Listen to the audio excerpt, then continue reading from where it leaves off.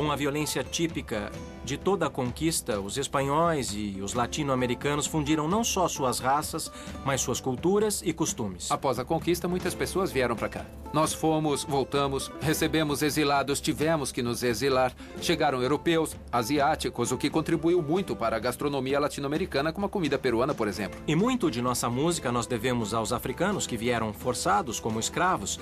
A América Latina é um continente de muitas cores. Falar da América Latina significa falar de dança, de festa e de música. E da nossa forma de jogar futebol. A pergunta é, como se construiu nossa identidade latino-americana?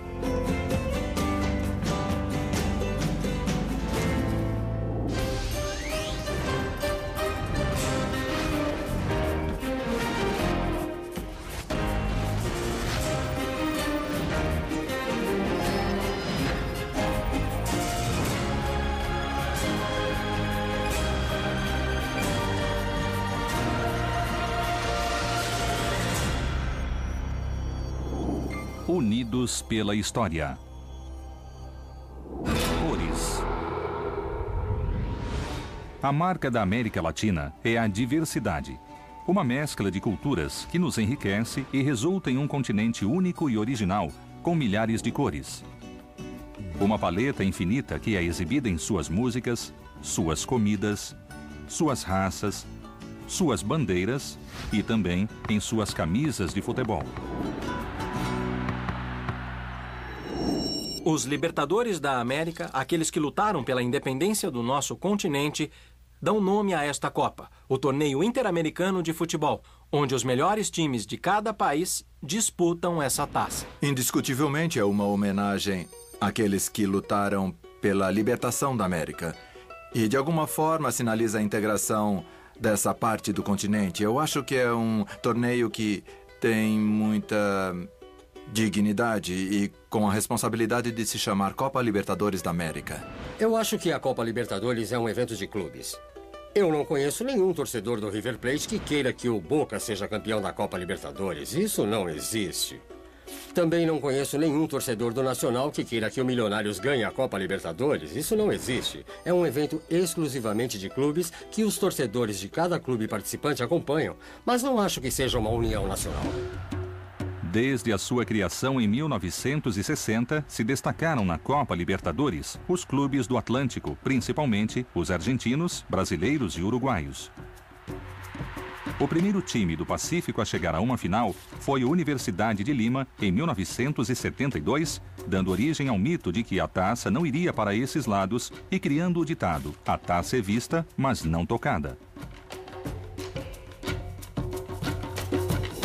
Eu gosto de ver uma partida de futebol, é um espetáculo divino e alucinante de assistir. Os torcedores, o espetáculo, os jogadores correndo e o cheiro de grama e também o folclore de estar lá, os personagens, os vendedores de café, cachorro-quente, refrigerante. Todo esse mundo, né? Tudo isso que acontece em campo, principalmente nos nossos campos, é realmente muito especial. O Einstein, eu acho que ele ficaria espantado, porque assim que o futebol chega na América Latina, nós ficamos calados, assistindo a uma partida de futebol e toda a América Latina gira em torno de 22 jogadores, um juiz e uma bola, assim.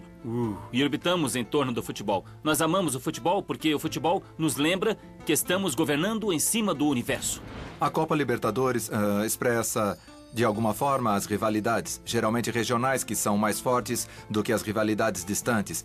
Acontece sempre com Brasil e Argentina, Brasil e Uruguai, Chile e Peru, Colômbia e Venezuela, ou com Equador, que tem uma rivalidade mais direta do que a rivalidade entre Argentina e México.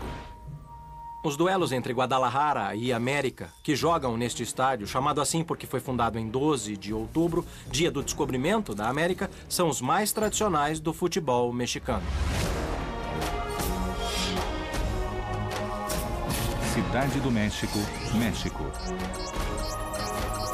Buenos Aires, Argentina.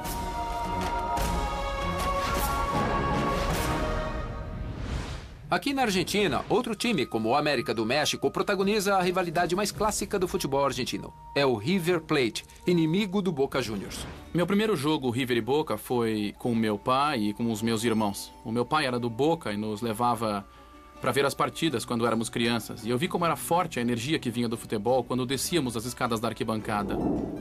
E via o folclore do futebol, as pessoas, os torcedores, né? Tudo isso que é típico do nosso futebol e a paixão com a qual nós, na Argentina, vivemos o futebol. Vários clubes do futebol argentino nasceram aqui. A origem portuária do Boca se reflete nas cores de sua camisa. É que os fundadores do clube decidiram que as cores do brasão seriam a da bandeira do primeiro navio que cruzasse o canal. E foi assim que o azul e amarelo da bandeira sueca se transformaram no azul e dourado do Boca. La Boca, com suas casas pintadas com sobras de tinta do estaleiro, é sinônimo de cor, futebol e imigração. Futebol. Cores da imigração. Os imigrantes chegaram nas cidades portuárias e as transformaram em centros cambiantes e cheios de cor, como a cidade chilena de Valparaíso, com centenas de casas coloridas que ocupam dos morros ao mar. Em 1910, no Uruguai, os habitantes de Montevidéu eram obrigados a pintar de cinza as calçadas das ruas e as fachadas dos edifícios para que a cidade parecesse mais europeia. Felizmente, em Buenos Aires, a paisagem urbana de La Boca conseguiu escapar da onda de europeização do início do século XX e manteve sua cor. O pintor Benito Quinquela Martín foi convocado para recuperar este trecho que recebeu o nome de Caminito, em homenagem ao tango de Juan de Deus Feliberto e que desde então se tornou um museu ao ar livre.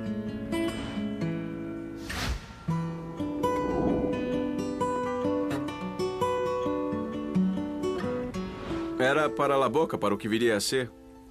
Ou mesmo antes, La Boca ficou marcado por suas cores, por sua arquitetura, que é tão diferente do resto da cidade. É óbvio que houve um encontro bem singular entre artista e bairro. Acho que nós podemos ler a história de La Boca nas pinturas de Quinquela Martín e vice-versa, né? Ler a história de Quinquela Martín em La Boca. Quinquela pintou murais sobre os trabalhos e a vida de Buenos Aires. Seu objetivo era educar os moradores de La Boca sobre a vida do porto. Da mesma forma que Quinquela, aqui no México, Siqueiros, Orozco e Rivera pintaram a Revolução Mexicana nas paredes do Distrito Federal. Cores da imigração. Muralismo mexicano. Os muralistas contavam a história do México e ensinavam às massas através das paredes. Esta forma de encarar a educação, a valorização dos mestiços e dos indígenas, o nacionalismo, tudo isso fazia parte da ideologia dos muralistas, que no caso de Rivera e Siqueiros, também eram membros proeminentes do Partido Comunista Mexicano.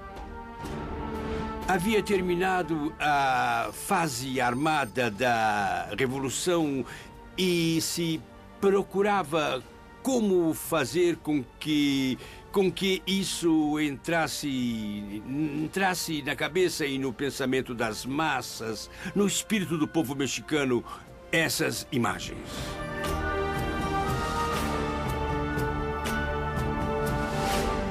No muralismo, o artista se preocupava principalmente com a posição política que devia expressar nessas paredes.